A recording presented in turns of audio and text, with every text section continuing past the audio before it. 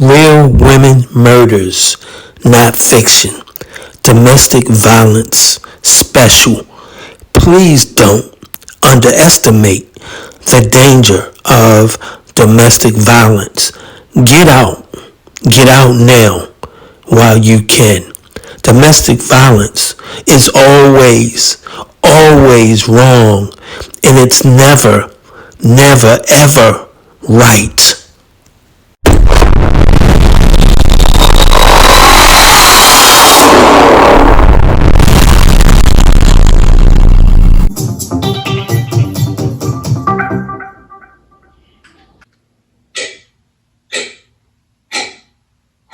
Every 9 seconds, She did try to tell me something.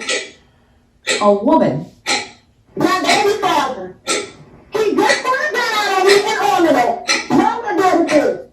is assaulted or beaten in the U.S. She took that beating the week before.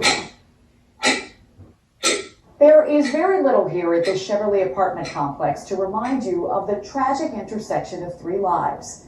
Calls for help that came too late. Children scarred for life. Tarika Jones, Jaleesa Harris, and Kevin Reynolds left here in the most violent of ways. Their families and communities are still suffering. These people could be your family or friends. Prince George's County, where nearly 1 million people live, leads the state of Maryland in these kinds of tragedies. You're about to meet a mom who found out in the most painful way possible that it is not someone else's problem. I met with LaShawn Harris back in the spring, and we were going to sit down and talk about her daughter. It was pretty tough, and at that time, an interview was not part of the equation. Until about 2 months later, when she reached back to me, it was right around the time of her daughter Jaleesa's birthday. Breaking overnight in Prince George's County. You can see several patrol cars at these apartment complexes. Trying to get some information on the people involved I just looked at the TV and I said, God, just don't let that be my baby.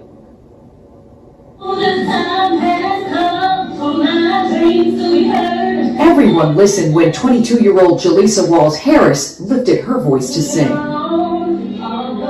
She unleashed her range in church, in contests, and in verse. She wanted to be a star and use her talents to help others, particularly her half-sister Tarika Jones. Jaleesa's mom can't seem to shake one of her last conversations with her daughter Jaleesa and Tarika. There was a problem, and Jaleesa's mom was trying to help. No woman deserves to be hit on. I don't care what. I said, you should never let yourself be beat up. Never.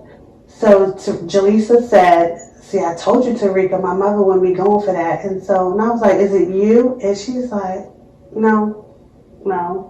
And she was just quiet. What do you wish you had said to Tarika in that moment? I would have just hugged her. And I keep looking at the chair because that's what she was saying. And I would have kissed her and told her that I love you. You don't deserve this. You see, Jaleesa's mom had no idea that Tarika, her daughter's half-sister, was in trouble. 26-year-old Tarika Jones was a devoted mother of 3 young girls. By all accounts, she loved cooking meals and telling the world about her sweet babies on social media. A place that did not showcase this man, 30-year-old Kevin Reynolds, the father of her youngest daughter and former boyfriend. This season, find better ways to take on new terrain. Push well beyond cell range, always knowing where you go. Standing, they just had a strange relationship, a on and off relationship.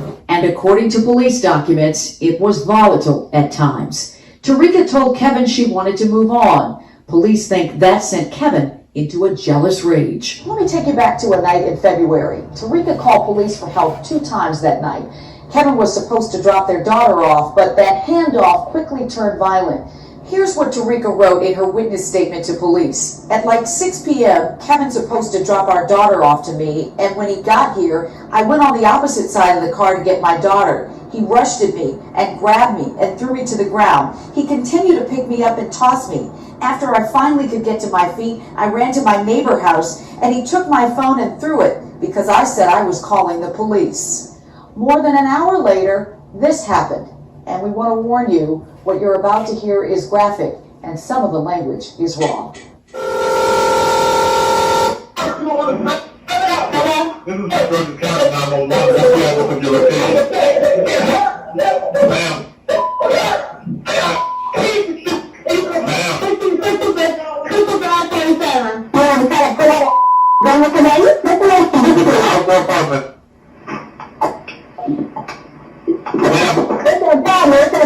Everything is chaos out here in this parking lot. Tarika is here, Kevin is here, Kevin's mother is here, even the father of Tarika's other two daughters is here. And remember that police statement? Well, Tarika speculates this is why things got out of hand. She wrote, "He must have thought that I called my other baby father, so he went to a truck and got a gun. As I seen him running towards me, I run towards my car to call the police. His mother came in the car to grab my phone saying, 'That's her son, don't call the police.'"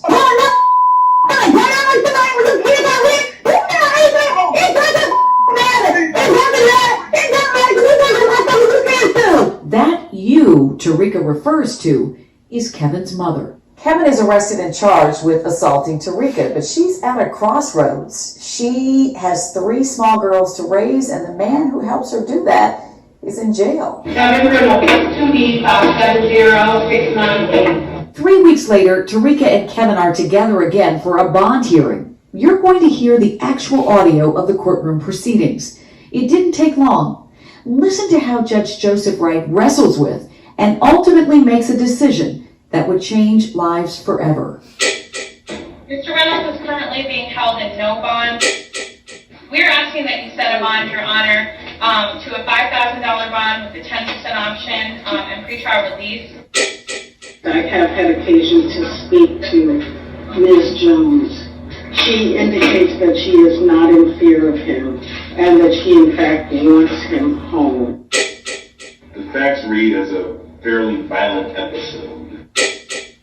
And then if I look at his record, destruction, conviction for assault, which is what this case is actually charged as, first-degree assault.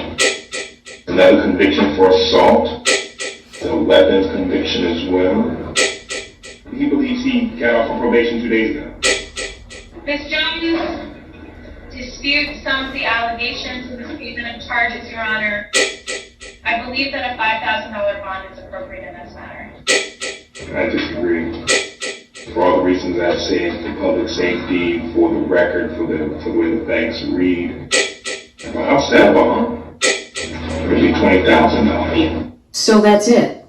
Kevin is out of jail. And Tarika, a young mother of 3, had no idea what had been set in motion.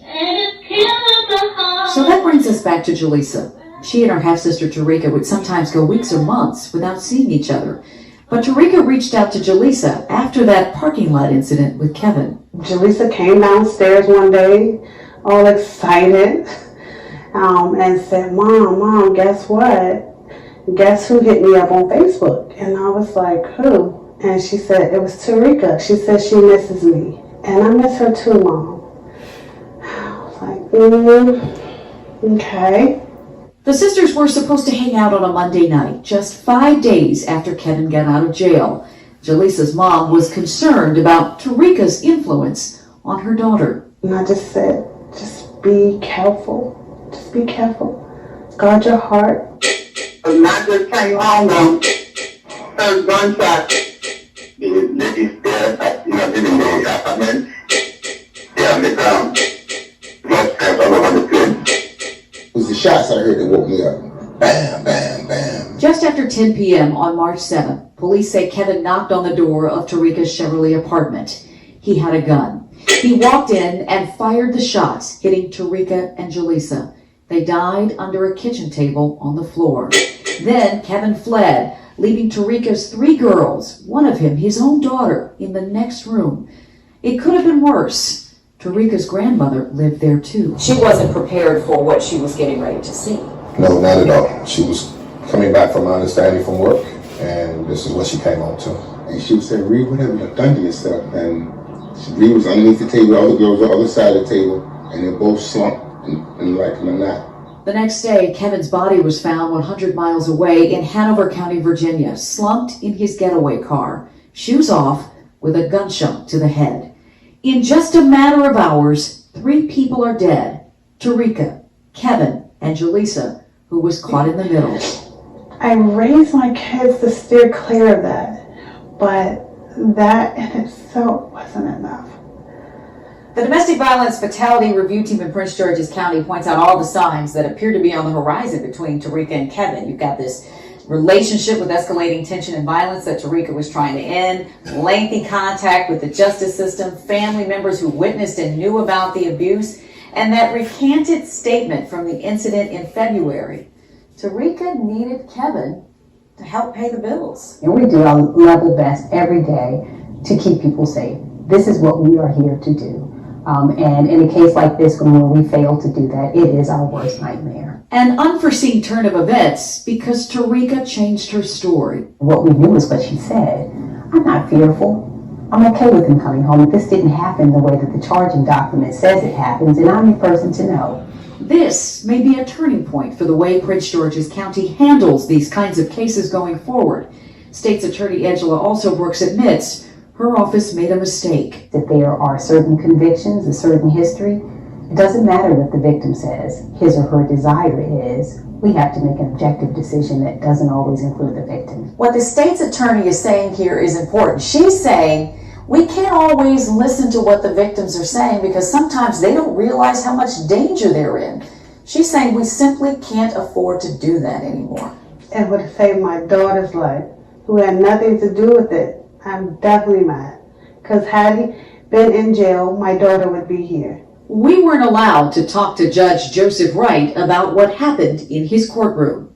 Dr. Tricia Bent-Goodley is in charge of the team that reviews these cases in Prince George's County. In many of these cases, that perpetrator has made a decision that this is what's going to happen. And it's just a matter of when they execute it. It really does require us very early on talking about what does it mean to love someone? What does it mean to respect someone? When you don't see that, you need to pay attention to it. These women have all been caught in the spin cycle of domestic violence. They say healing starts with knowing what's broken in the first place.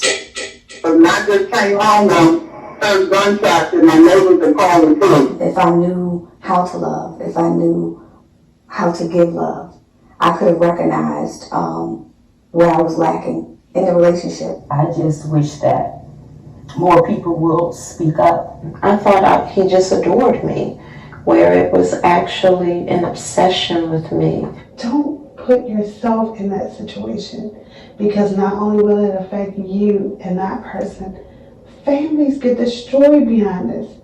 Look at us.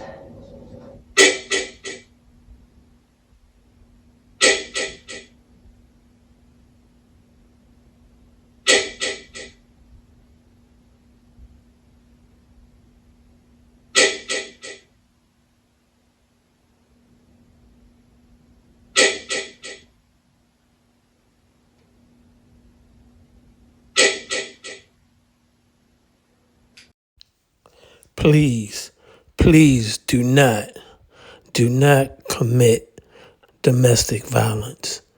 It's always, always, always wrong.